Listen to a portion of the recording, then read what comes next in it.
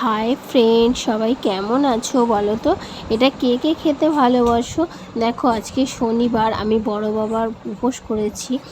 সকালবেলা কাজ সেরে রান্না বান্না করে সমস্ত কাজকর্ম সেরে নিয়ে পুজো করতে বসে গেছি। পুজো করে গোপালদের স্নান করালাম, ভোগ দিলাম, ফুল দিয়ে সাজিয়ে, প্রদীপ জ্বালিয়ে, ধূপ জ্বালিয়ে ঠাকুরকে পুজো করে নিলাম।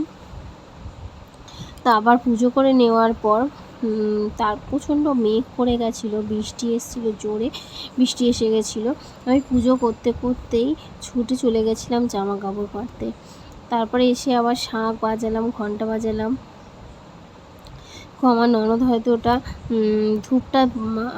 ধূপ নয়, প্রদীপটা জ্বালাতে গেছিলো। আমি সরিয়ে দিয়েছিলাম, আমার হাতে ছ্যাঁকা লাগছিলো বলে। তারপর আমি দেখো পুজো করে নেওয়ার পর শাঁখ ঘন্টা বাজিয়ে নিলাম। শাঁখ ঘন্টার আওয়াজটা তো দেওয়া যায় না, খুব আওয়াজ হয়। তারপর দেখো আমি রেডি হয়ে নিলাম, অনেকক্ষণ রেস্ট করেছি। তারপর দেখো আমি কিন্তু পুজো দিতে যাওয়ার জন্য রেডি হয়ে গেছিলাম, ফল টল সব রেডি করে নিয়েছিলাম।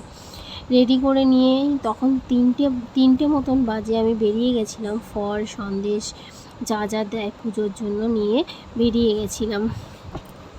তারপর আমাদের 3 নম্বরে মায়ের মন্দির ছিল, মা কালীর। ওখানে মাকে ধূপবাতি দিয়ে পুজো দিয়ে তারপর কিন্তু আমি আমার মন্দিরে যাচ্ছিলাম। দেখো, রাস্তায় কিন্তু একটাও লোক ছিল না।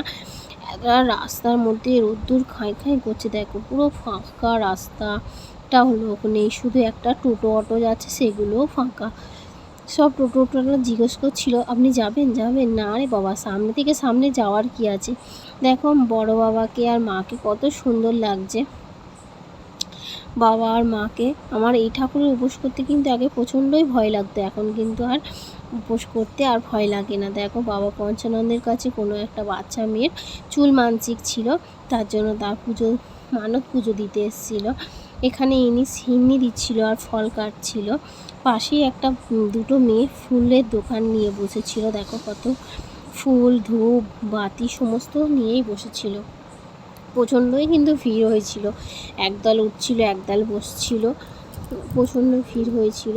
তারপর এখন দেখো, ব্রাহ্মণ মশাই মন্ত্র বলছিল। আমাদের পুজো হয়ে যাওয়ার পর চরণমেত্তা দিচ্ছিল। আমরা চরণমেত্তা খাওয়ার পর কিন্তু দেখো, আমার গামলাতে কতটা সিন্নি দিয়েছিল, অনেকটা ফল দিয়েছিল।